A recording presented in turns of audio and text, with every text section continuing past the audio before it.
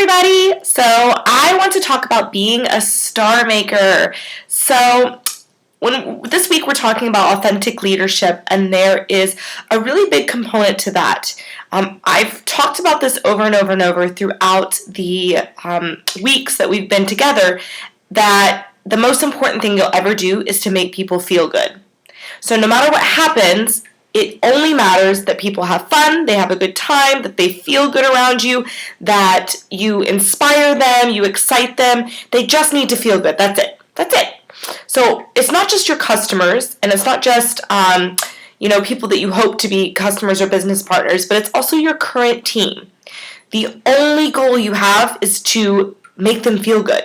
And if you watched Simon Sinek's video, which I am in love with, one of the things that he talks about is that your job isn't as a leader to push them and pull them or tell them what they should or shouldn't be doing. It's just to support them, just to make them the best versions of themselves so that they can do what they're supposed to do or meant to do. But it all starts with how you make them feel around you. So I want you to have this idea, this image of creating stars, making everyone around you shine, which means as a leader, you have to take a back seat to that. That means that you don't get to shine quite as bright as everybody else, right? Because if you're shining and you're the one taking all of the what's the word I'm looking for? The attention, then you can't, if you have the attention on you, then you aren't giving it to other people. And the whole idea as a leader is you want to give as much attention as you possibly can. It should be all about them. You're creating them as the star. Now, in order to create them as the star, see themselves that way, then you've got to bring out the qualities in them that shine, which means you have to see those qualities first. So if you've got people on your team and you're right now thinking, this person, that person, you can't see them as a star and you can't make them shine. You can't bring out those highest qualities. So you have to stay in your highest self all the time. And we've talked about that. That was week 1, right? So the reason you need to be in your highest self is because when you're in your highest self, and then this goes to fear versus love week as well, when you're in unconditional love, when you're in a place of a really high intention, then you see other people as their highest selves. Right? We've all been in that place where you're in a really great mood and nothing affects you and everyone around you is just, you're like, oh yeah, everything's great. And then we've also been in that mood where we're just like so frustrated and irritated and everything's bothering us, right? So when we're not in our highest self, we aren't going to see others as their highest self either. When we are in our highest self, it makes it really easy to see other people as their highest self. That's why I'm able to see my clients as their best versions of them, and I'm able to bring that to life. I'm able to really flesh that out of them and almost create a belief in themselves that they may not have right then. I just hold that belief with me. Like, I just believe it more than they do for as long as I need to until they start believing in themselves. So you've got to show up as your highest self and then see them as their highest self. So you speak from your highest self to their highest self. So when you talk to them, even if it's like they're really struggling, it doesn't matter. You don't talk to them as they are right then. Talk to them as you know they can be. Talk to that person. Talk to their highest self, no matter where they're at.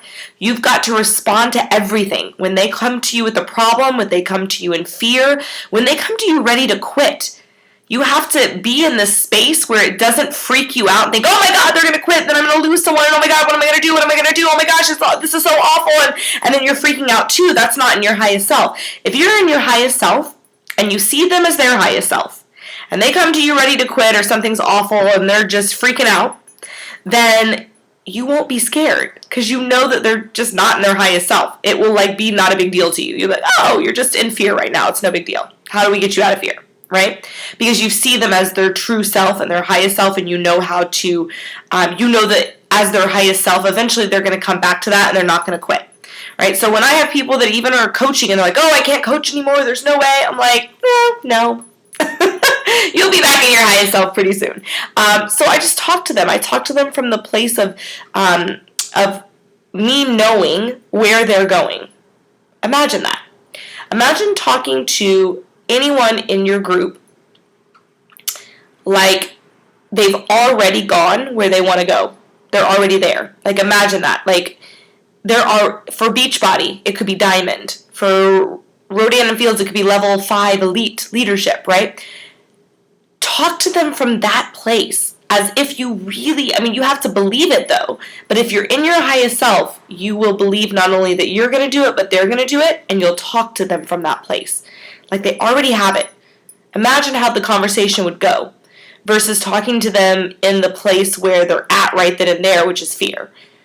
And then you're trying to convince, right? If someone's in fear and you aren't talking to them as their highest self and you don't, like if you actually believe they could quit, if you actually believe that they could fail, if you actually believe they have failed, if you believe something has gone wrong for them, the moment you believe that, you have lost the ability to help them.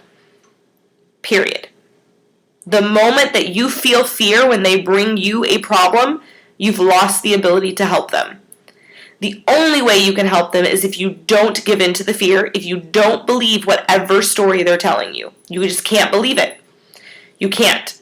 You have to believe that whatever they're telling you is temporary. It's just like a second, a little glimpse, and then it's going to be gone. And you just have to speak to them from who they want to be. Because right then in that moment, it's hard for them to be that person, and they're coming to you. And they may not know it, but they need to come to you so that you can remind them of who they really are. And every time, you've got to just see the best qualities in them and bring them to life. I have so many clients that come to me and they don't even see the amazing qualities they have. Like, I'll be like, I can hear in your voice how strong you are. And they've never once considered themselves strong. They've been telling themselves a story for their entire life that they're weak. But I hear in their voice, like, I hear it and they don't hear it. And I tell them. Right? I've had so many conversations like this with clients where they're like, oh my God, thank you for telling me, right? Or potential clients, future clients, and every time it blows them away a little bit that I can see that inside of them. And the moment I can see it and I bring it to their awareness, they have the possibility of starting to be able to see it, right? And all you need is a possibility. You just need the possibility that it could happen, and if you can instill that in someone, you can change their life. I always say the biggest thing I do as a coach is I believe in my clients more than they believe in themselves from the moment I speak to them on the phone. From the moment I talk to them, I see them as perfect. I see something in them that they've not been able to see in themselves for maybe their whole lives. And it's not fake. I'm not just like, blowing smoke up their ass, right? It's because I'm in my highest self and I see my best qualities and I see who I am and I believe I'm perfect, right? As not in a bad way, but as like, if you wanted to say a child of God or, a child of the universe, as a human being, we're all just perfect. And we've talked about that in the Live Imperfection video. I just believe that about myself. And whatever is not perfect about me, I just know that it's just because I'm believing some lie that I have to work on. But because I believe that about myself, I believe it about other people. And when you can create a belief in someone else that they've never been able to have for themselves, they can hold on to it. They can see it in you, and it just starts a chain reaction, right? We're the first domino, and then everything else falls after that. Everybody else changes after that. So that's one of the biggest things that I could say about being a star is you've got to, or about being a star maker is you have to create that in every single person you come across, even if they're not on your team yet. Every single person you meet, you've got to just see them as their highest self and just bring that light out inside. Like, that's your goal. I gave this as homework to one of the girls in the virtual event. She said she was going to go out to a bar, she was going to network, and I said, okay, so your challenge is to compliment 5 women. To genuinely compliment them, make them feel good about themselves. Because we spend a lot of time in society tearing other people down or telling them they're not good enough, right? They're not skinny enough, so they need to do Weight Watchers. They're not this, they're not that, so they need this and they need that, right? But this is about just looking in someone's eyes and seeing their soul and seeing that they are perfect and amazing. And all it can take is just one little compliment to change someone's day. And when you start to do that a lot, people want to follow you. They want to be around you. They want to know what you've got going on because you feel good to them. And you make them feel good about themselves.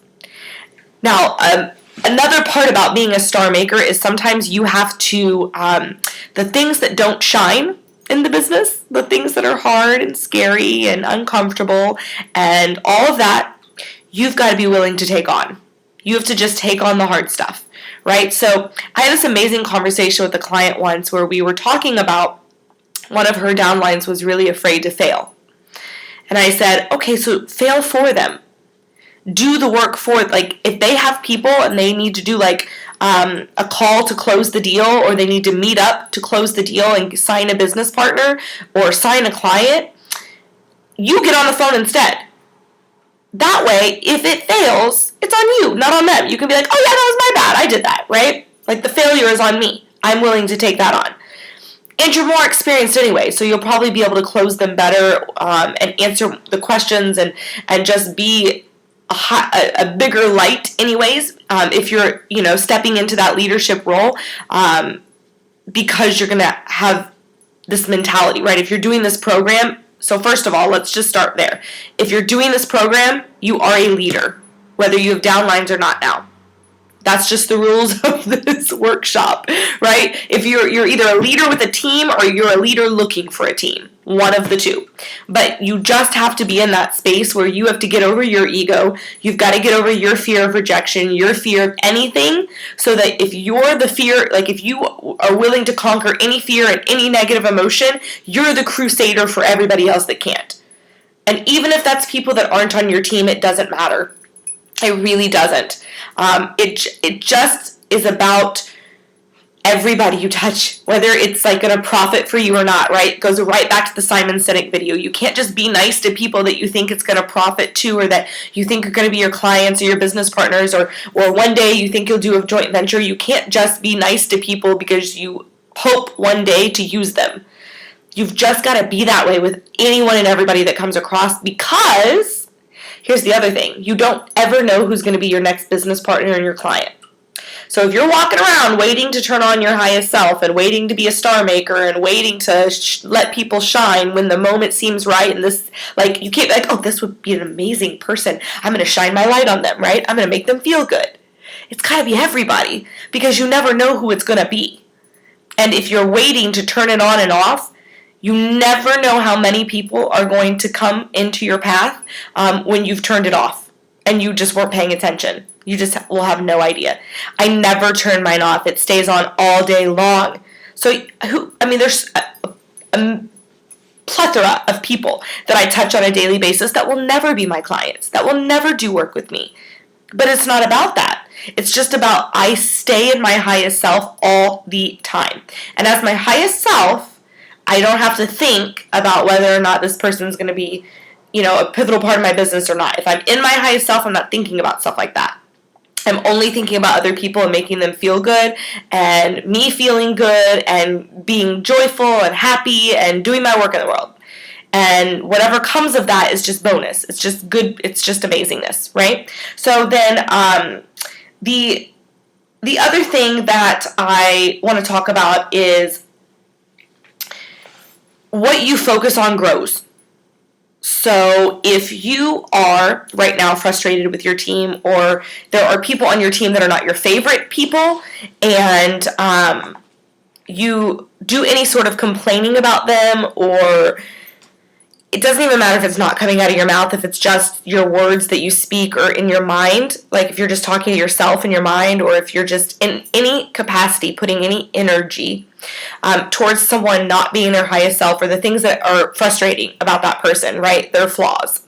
The moment that you do that, whatever you focus on grows. So you'll just see more and more and more of it, right? So you have to actively choose to only focus on the potential of other people. And I just want to tell you a quick story, because I don't want to take too long on this video, but this was the biggest moment of my change, and it was so small. So this is what I mean by you just never know, and you have to stay in your highest self, and it's every tiny little thing that matters. Like Simon talks about in his video, like picking up the papers for the guy that his backpack came unzipped. It's these moments, right? I was at a company-wide trainers retreat, and my coach had started working for them to implement a coaching program within the company. And so she was there just being amazing and as her highest self. And we were talking about how every morning we were supposed to meet in the breakfast hall at 8:30. And then we would eat and then have like a half hour before we had to do our first meeting. And we would just sit around for that half hour. Well, I wanted that half hour before breakfast to finish getting ready so I could sleep in a little bit later. I didn't need that half hour. I was ready. I was fine with going straight from breakfast right into the first meeting. And I was a bad sort of diva at the time, so I just knew that I made them a lot of money and could get away with whatever I wanted, and so I made a purpose, no matter what incentives they offered or what, punishments they offered, I showed up when I wanted to show up. And I did that because I believed that they were taking my choice away if I showed up when they wanted to. Or when they wanted me to. So I sat down and I was talking with my future coach at the moment, and she said the choice was mine either way. You could show up, right? And be on time and just choose it, or you could not. And I was like, whoa, it really blew me away. And the rest of the weekend, actually we were there for like 7 days, so that was like the first day. So the rest of the week, every time I spoke to her, like, she didn't tell me that in judgment, and she didn't tell me like I was wrong. It was more of like just an observation, like I'm just to let you know, like either way it's a choice. And then from that moment, every interaction I had with her, she interacted with me as my highest self. And because she did that, it made it really easy for me to be my highest self the rest of the week. Like, she just talked to me like I wasn't the person that everybody hated that was there, that I wasn't the bad diva, that I wasn't, the high maintenance, that I wasn't causing problems, that I was amazing and perfect, and that she, like, every time I would walk in the room, she would get so excited to see me. And this is a group of people who I'd known for 6 years, worked with for 6 years, and none of them liked me. So every time we went to these events, I would hate it because I knew no one liked me there. And then here was this person just walking in and just like, I didn't have to ever earn not one moment of joy that she brought me. I didn't have to ever earn anything with her. There was no merit system with her. I just was amazing to her. And she would just light up every time I walked in the room. It wasn't something you can fake.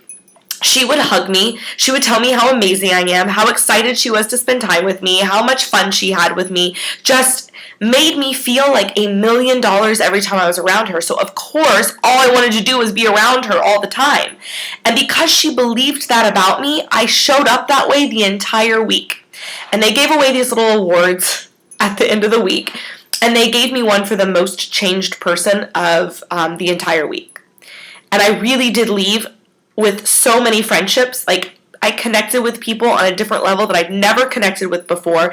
And I really, left different, and it never was the same after. I think 2 weeks later I got a promotion that I've been trying to get for 2 years. I got 2 weeks later, and they flew me to Puerto Rico to start running Puerto Rico for the company. Something that I had just dreamt about and never believed was possible. I was all of a sudden on a flight there. And from that moment on, I just remember, I think I had actively been trying to build and establish relationships for 6 months prior to that, maybe longer. And I kept failing. And I think the reason I kept failing is mostly because there was a part of me that wasn't sure that I could do it. I wasn't sure that was really something I could do, or that was really who I was. It's easy when someone says something bad about you to think that could be true. That might be who I am. And maybe because I'm inside my body and it's me, maybe I'm always going to see that I'm a good person, but maybe I actually am a bad person, and maybe they're right. What they're seeing is the true me, and what I'm seeing is this selfish version of me. I had that going through my head a lot.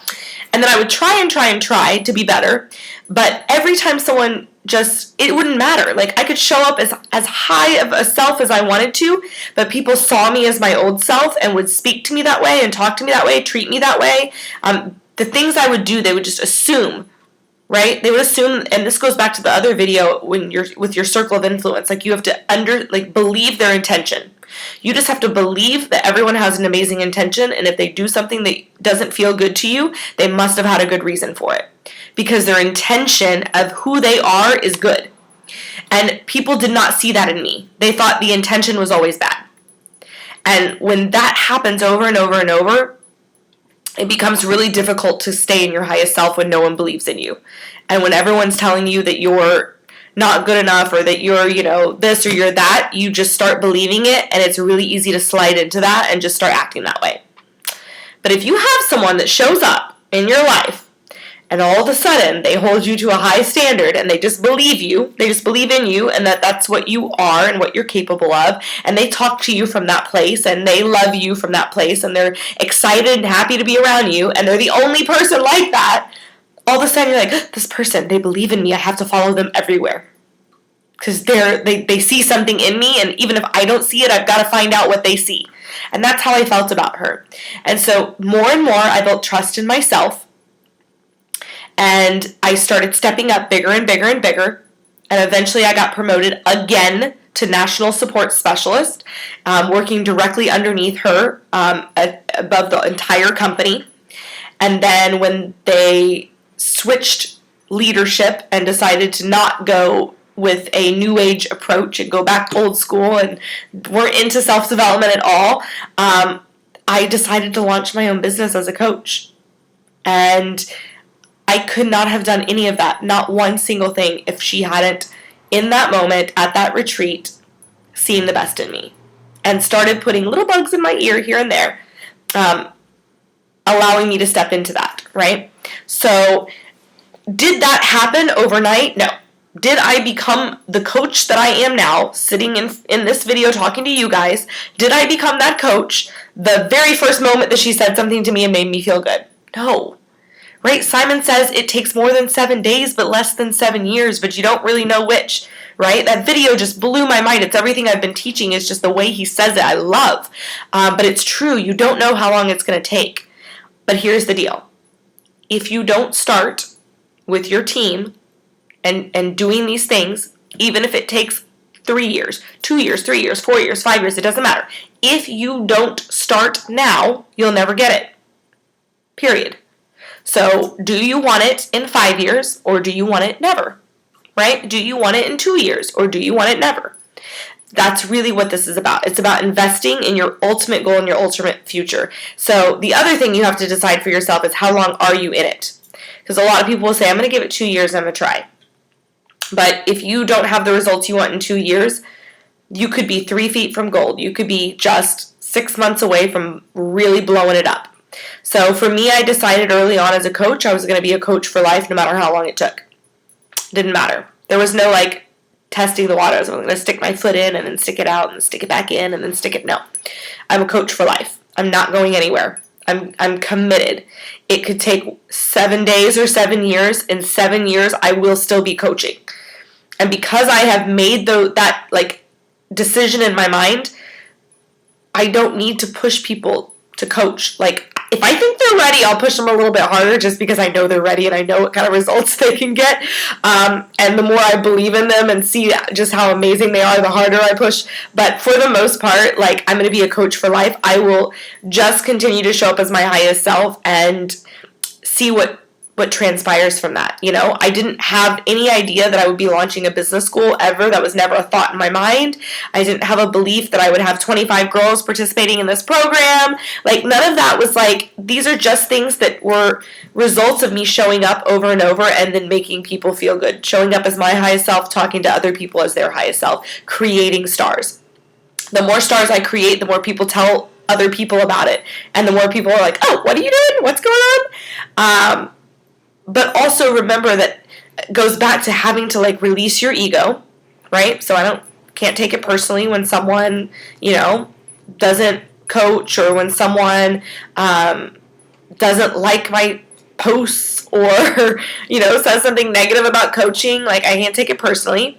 I have to be willing to experience rejection and fear. So as much as I'm asking you guys to put yourself out there, like, I'm doing that myself over and over and over and over again. I'm just doing that so that I know what it feels like and I can walk you through it. How could I walk you through it if I wasn't doing it myself? So again, when we're talking about being a leader and being a star maker, like, you have to be willing to do these things that you want them to do. And if you want them to do it, you just got to do it on a scale way bigger than them, and then they'll step up, right? So that's, I went a little bit over and I got a little bit on my soapbox. But this is honestly my favorite week. So you might get lots of long videos from me because this is my week. Like, this is the week I've been waiting for. I've been so excited about it. And I don't want to overwhelm you with information because I really want you to watch that Simon video. And I know it's 42 minutes long, but it is so incredible. And I watched it twice. Like, I listened to it and then I took notes on it. It was so good. And it's the same stuff I teach. I just loved the way he said it. And so I want you guys to, like, talk to me about your feedback. I want to hear what it's about. And we will keep plugging along for our last 2 weeks. All right, bye.